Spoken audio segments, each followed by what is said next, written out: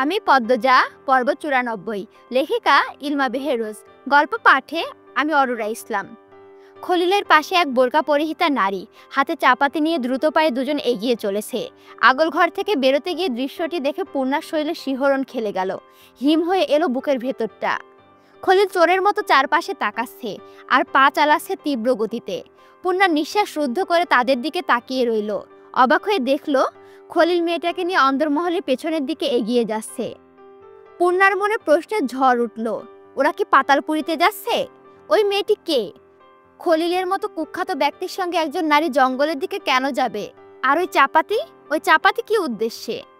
প্রশ্নগুলো মাথায় ঘুরপাক খেতে রক্ত গরম হয়ে উঠল পূর্ণার। সাবধানে সে আগল ঘর থেকে বেরিয়ে এলো। এক মুহূর্ত ভাবলো যে পদ্মজাকে খবর দেবে। পরক্ষণে মনে হলো, ততক্ষণে যদি মেয়েটি অদৃশ্য হয়ে যায়।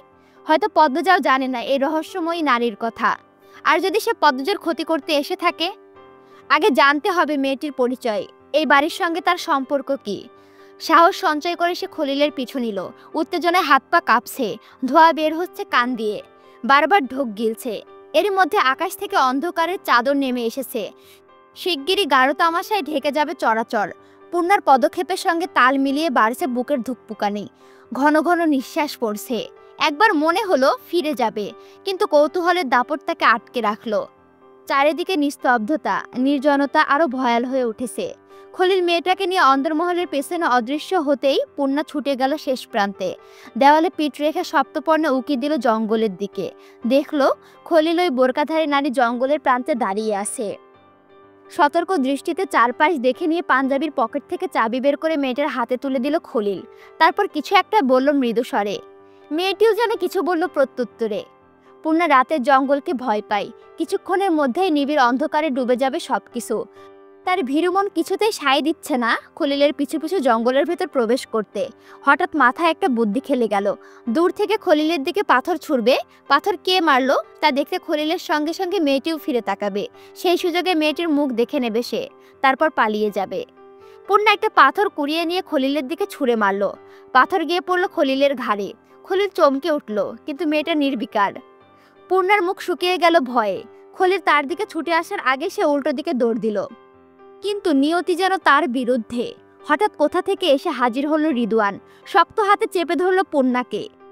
নিস্তব্ধ রাতের বুকে হঠাৎ এক চাপা চিৎকার উঠতে যাচ্ছিল, তবে সেটা বের হওয়ার আগেই পূর্ণার মুখ চেপে ধরল রিদওয়ান বিশাল হাতে। পূর্ণার চোখ ফুটে উঠল আতঙ্ক। দূর জঙ্গলে ছায়াঘন অন্ধকারে একটা নারী মূর্তি দ্রুত মিলিয়ে গেল। ধীর পদক্ষেপে খলিল এগিয়ে গেল রিদওয়ানের দিকে। পূর্ণা প্রাণপণে ছটফট করছিল মুক্তির আশায়, কিন্তু রিদওয়ানের দৈত্যাকাশ দেহের কাছে সে পাত্তাই পাচ্ছে না। রিদওয়ান খলিলের দিকে তাকালো। তার চোখে জ্বলছে ক্রোধের অগ্নিশিখা। সে গর্জন করে উঠল, ওরে নিয়ে বাড়ির সামনে দিয়ে আসতে মানা করছিলাম না?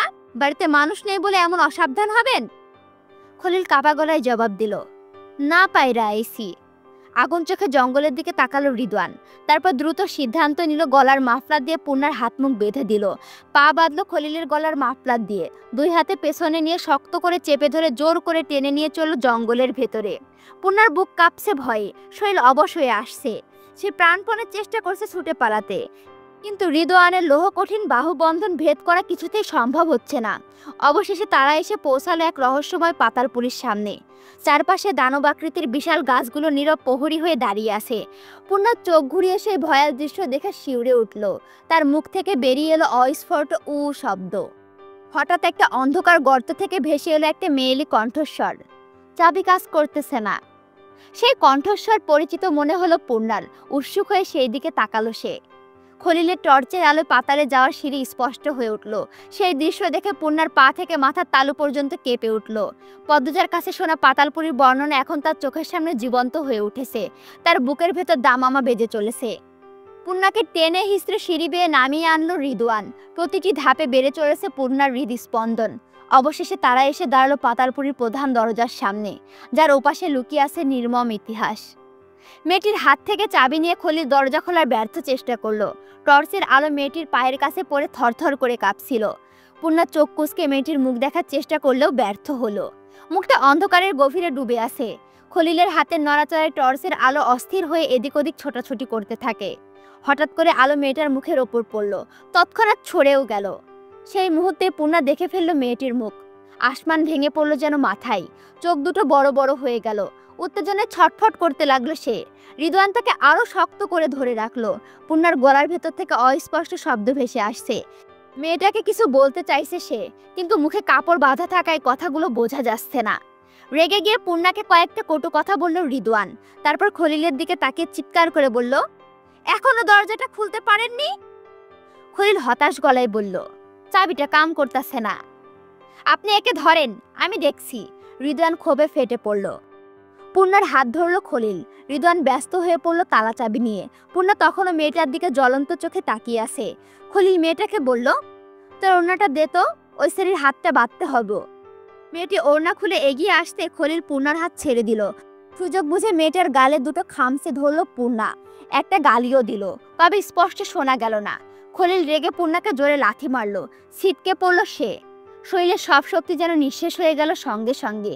সুযোগ বুঝে ওর হাত শক্ত করে বেঁধে ফেলল খলিল আর মেয়েটা মিলে। প্রচণ্ড ব্যথায় অঝরে জল পড়তে লাগলো পূর্ণার চোখ দিয়ে।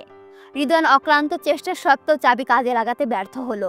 ক্রোধে লাল হয়ে উঠল তার চোখ মুখ। গর্জন করে বলল, এটা তো দরজার চাবিই নয়। খলিল বিস্ময়ে ভুরু কুঁচকে বললেন, কিন্তু আমির তো এইটাই দিছিল। রিদওয়ানের মাথায় এখন আগুন জ্বলে উঠল। প্রচণ্ড জোরে চাবিটা ছুঁড়ে ফেলল সে। তারপর ক্ষোভে উন্মত্ত হয়ে মেঝেতে কয়েকবার লাথি মারল। দুই হাত উঁচু করে গভীর নিঃশ্বাস নিতে লাগলো নিজেকে সামলাতে। কিছুটা শান্ত হয়ে পূর্ণার সামনে বসলো সে। তারপর খলিলের দিকে তাকিয়ে বলল, আব্বা, এই মেয়ের কোনো ব্যবস্থা করতে হবে। কি করবি? রিদওয়ান কিছুক্ষণ চিন্তা করলো। তারপর পূর্ণার মুখের বাঁধন খুলে দিয়ে তীক্ষ্ণ কণ্ঠে প্রশ্ন করলো, কেন আব্বার পিছু নিয়েছিলে? কতটা জানো তুমি? পূর্ণা সর্বপ্রথম মেয়েটার উদ্দেশ্যে থুতু ফেললো। তারপর রাগে কিরমির করে রিদওয়ানকে বলল, জারজের বাচ্চা, থুতু দেই তোর মুখে আর তোর বাপের মুখে। খুব মজা পেয়েছে এমনভাবে হেসে দ্রুত গতিতে মেঝেতে পা ভাঁজ করে বসলো রিদওয়ান। পূর্ণার মুখের ওপর ঝুঁকে বলল, আমিরের মুখেও থুতু দিবি? দৃষ্টি সরিয়ে নিল পূর্ণা। রিদওয়ান হাসি হাসি মুখে খলিলের দিকে তাকালো। কুমারী মেয়েদের থুতুও মজা লাগে, কি বলেন আব্বা? খলিলের উত্তরের অপেক্ষায় না থেকে রিদওয়ান পূর্ণার মুখের খুব কাছে গিয়ে জোরে নিঃশ্বাস ফেলল। রিদওয়ানের উত্তপ্ত নিঃশ্বাসে ঘৃণায় রিরি করে উঠল পূর্ণার শরীর। রিদওয়ান এক হাতে পূর্ণার মুখ দেওয়ালের সঙ্গে ঠেসে তার ঘাড়ের কাছে মনিজের মুখ নিয়ে গায়ের গন্ধ শুকতে থাকে হিংস্র কুকুরের মতো। পূর্ণার প্রাণ বেরিয়ে যাওয়ার জোগাড়। রিদওয়ানের ভারী দেহের ভার তার শরীরের হাড় পর্যন্ত বিষিয়ে উঠেছে। একটুও নড়তে পারছে না, চোখ ফেটে শুধু জল পড়ছে। রিদওয়ান পূর্ণার জামার পিঠে চেইন খুলে ঘাড়ে চুমু দিল। ভয়ে আর ঘৃণায় পূর্ণার চোখ দুটো বুজে এলো। হঠাৎ করে তার চোখের সামনে স্বপ্নের মতো ভেসে উঠল মৃদুলের মুখ। কোথায় সে? এসেছে কি? অনুভব কি করতে পারছে তার প্রাণের প্রিয় একটা হিংস্র হায়নার শিকারে পরিণত হচ্ছে? পূর্ণার মন বেদনায় টুকরো টুকরো হয়ে গেল। কান্নায় ভেঙে পড়ল হৃদয়। প্রাণের গভীর থেকে সে কাতর হয়ে ডাক দিল তার দ্বিতীয় মাকে, যাকে সে স্নেহ মাখা কণ্ঠে আপা বলে সম্বোধন করে। রিদওয়ান উঠে দাঁড়ালো। গায়ের কাপড় খুলতে খুলতে খলিলকে বলল, দেখবেন নাকি যাবেন? কোনো ভেজাল হইব না তো? খলিলের গলার স্বর পাংশাটে। রিদওয়ান অবাক হয়ে প্রশ্ন করল, কিসের ভেজাল? খলিল সংশয় জানালেন, আমির যদি জানে? কি বলবে ও? পদ্মজার প্রতি মায়া দেখায়, কারণ ওটা ওর বউ। খালিরে দেয়া কি দরকার ওর? আর যা নিয়ম তাই হচ্ছে। পূর্ণা যখন সব জেনে গেছে, ওর বাঁচার অধিকার নাই। রিদওয়ান উত্তেজিত। সে কথা শেষ করে সামনে ঝুঁকতে পূর্ণা জোরে কেঁদে উঠল। চিৎকার করে মেয়েটির উদ্দেশ্যে বলল, ভাবি বাঁচাও, দোহাই লাগে, কিছু করো। হো হো করে হাসতে লাগলো রিদওয়ান। পূর্ণা আরো ঘাবড়ে গেল। সে আকুতি করে বলল, ভাবি এভাবে চুপ থেকো না, আল্লাহ সইবে না। রিদওয়ান পূর্ণার দুই গাল দুই আঙুলে টিপে ধরে গাঢ় স্বরে বলল, তোদের নটি বললে তোদের ঘেন্না হয়, আর আসমানিদের নটি বললেও খুশি হয়। সাহায্য চাওয়ার আর মানুষ পাইলি না? খলিল দৃশ্যটি উপভোগ করছেন। তিনি এবং রিদওয়ান দুজনই বিকৃত মানসিকতার। নারীর ওপর নিয়ন্ত্রণ এবং ক্ষমতা প্রয়োগ করে যৌন উত্তেজনা পায়। নারীর কষ্টে আনন্দিত হয়। যৌনতার সহিংস আচরণ তাদের উত্তেজিত করে তোলে। খলিল হেসে বললেন, যখন জোয়ান আসিলাম এক্কেরে রিদুর মতোই আসিলাম। যে সেরি একবার আমার হাতে পড়ছে, কাইন্দা বাপ ডাকছে, ডরাইয়া মুইতা দিছে। কথা শেষ করে হেসে উঠলেন। মনে হলো যেন একটা পুরনো দরজার কবজায় ঘষা লাগছে। খ্যাক খ্যাক, ঘ্যাস ঘ্যাস। সেই অস্বস্তিকর শব্দ কানের পর্দা ছিঁড়ে যাওয়ার উপক্রম। আসমানি প্রথমে মৃদু হাসলো, পরক্ষণে তার মুখের হাসি মিলিয়ে গেল। পাতালপুরের দরজা খোলা থাকায় উদ্বেগে কুকড়ে যাচ্ছে তার মন। অথচ রিদওয়ান উত্তেজিত হয়ে উঠেছে। দরজার সামনে ফাঁকা জায়গাটুকুরে মঞ্চ বানিয়ে শুরু করেছে তার খেল। দরজা খোলার কারণে লক্ষণ নেই। সে নিয়ে তার মাথা ব্যথাও নেই। খলিল আসমানিকে কাছে টেনে নিলেন, তাকে জড়িয়ে ধরে একটু দূরে সরে গিয়ে মধুর স্বরে ফুটিয়ে তুলে বললেন, কি হইল আমার রাজকন্যার, কি হইল, মুখখানা মলিন কেন? রিদওয়ানের দানবীয় শক্তি তখন ঝাঁপিয়ে পড়ল পূর্ণার ওপর। তার ধারালো নখ বিঁধল পূর্ণার নরম বুকে। যন্ত্রণায় কাতর হয়ে পূর্ণার গলা থেকে বেরিয়ে এলো এক হৃদয় বিদারক চিৎকার, আম্মা, আপা। সে আর্তনাতে কেঁপে উঠল চারপাশের বাতাস, কিন্তু রিদওয়ানের হৃদয়ে তার কোনো প্রভাব পড়ল না। নিষ্ঠুরভাবে পূর্ণার কোমল দেহের ওপর চেপে বসল সে।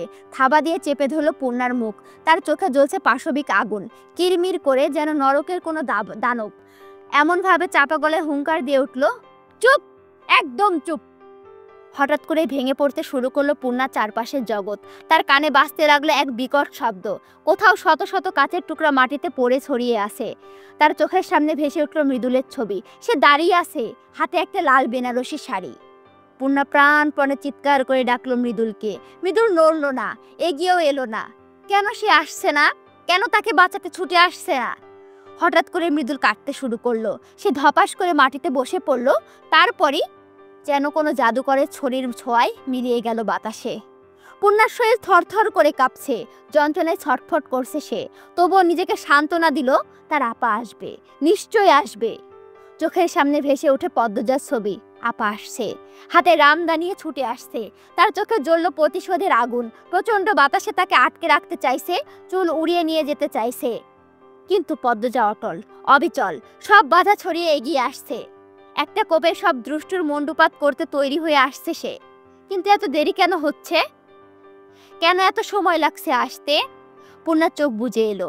নিষ্ঠুর মাটি নীরব হয়ে দেখলো পূর্ণার সতীত্ব হরণ ধীরে ধীরে সময়ের সঙ্গে অচেতন হয়ে পড়ল। বাপ বেটা মিলে পরপর দুবার ধর্ষণ করলো তাকে। চেতনা ফিরে এলে আফসা দৃষ্টিতে দেখতে পেল রিদওয়ান দূরে দাঁড়িয়ে আর মোড়া ভাঙছে। তার কণ্ঠনালী তৃষ্ণায় শুকিয়ে কাঠ।